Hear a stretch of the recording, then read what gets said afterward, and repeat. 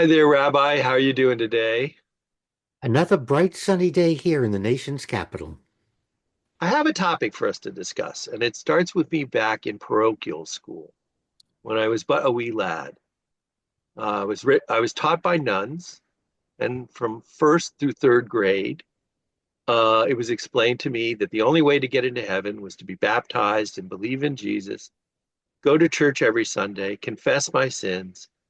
When I'm old enough, I take communion and observe all the holidays by going to church.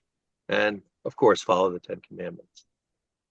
Then in fourth grade, I took geography and history, and I learned about other countries. And the math didn't add up. And I remember specifically asking the teacher, Sister, you're saying that the only way to get into heaven is to get baptized and go to church every Sunday. But what about all the people in India? What about all the people in China? I remember China was my favorite example.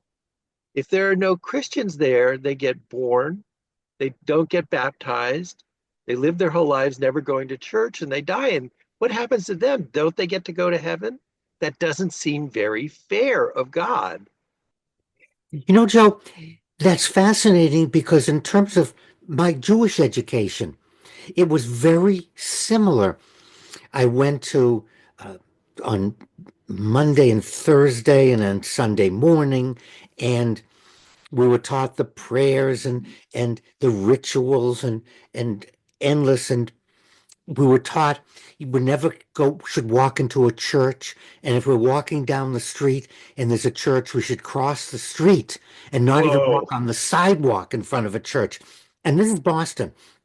And then I you had to cross a but lot of streets. yeah, you end up in the wrong side of the street all the time. And I had friends of who were Roman Catholic and Protestants, and as as I got older and went to their services and spent time with them, I began to realize that I was being fed a crock, that this was self serving, and it actually was creating, if not hate, it was creating a barrier. It was creating an artificial them and us, however you want to do it. Just like with your Roman Catholic education, there's us and the great unwashed. There's we're the good guys, they're the but they could be good if they became like us.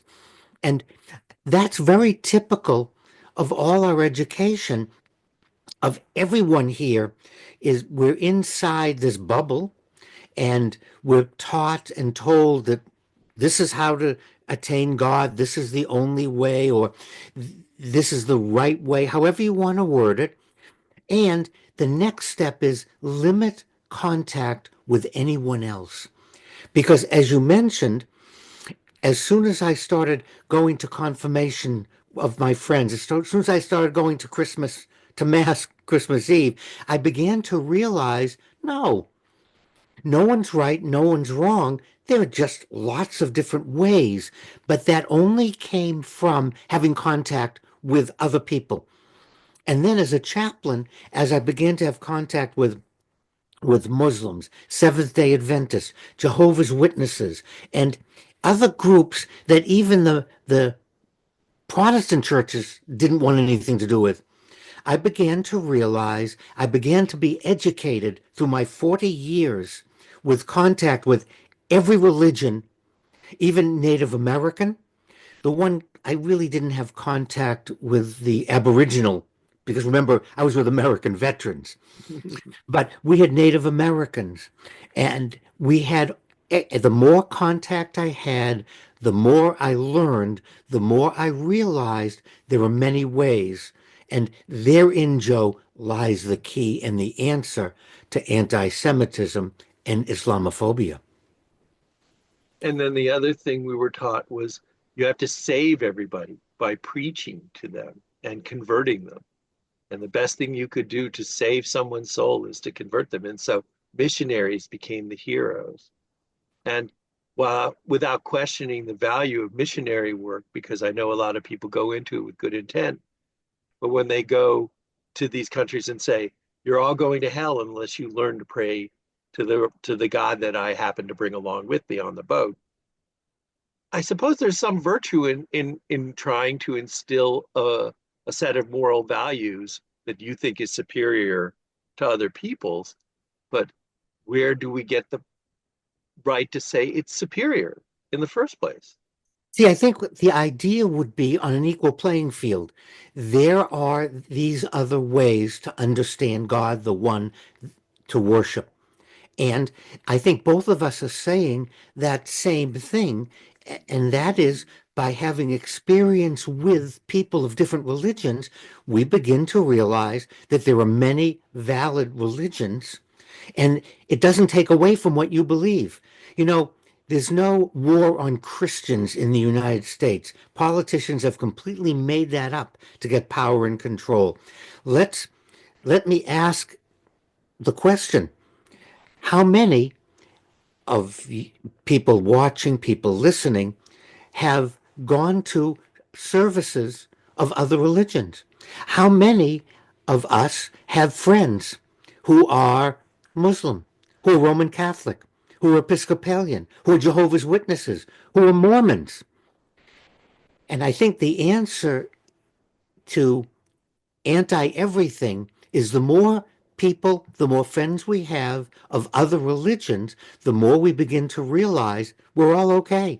And I can be safe in my religion without having to condemn or attack another group. And the question, I think it starts back with me in the third, fourth grade. Uh, if you believe in an omnipotent and loving God, why would an omnipotent and loving God create so many situations on the planet for people who could not possibly get into heaven because they didn't follow the rules that you think are mandatory? Well, Rabbi, I enjoyed this chat. We'll have to see what we can do about fixing religion across the universe, or at least across the planet. Meanwhile, I'm asking everybody, if you don't mind, please help us out by subscribing to our channel. It doesn't cost anything, and we'd appreciate it very much. Thank you as always, Rabbi. And this is wants to go out to everyone. We can't have any denomination, religion, whether it's Islam, Christianity, or Judaism, writing into the curriculum that the other is wrong, the other is bad. Rather, let's promote the pluses of one's own religion, but not at the expense of someone else. If we do that, anti-Semitism, Islamophobia, and anti-Popeism will disappear.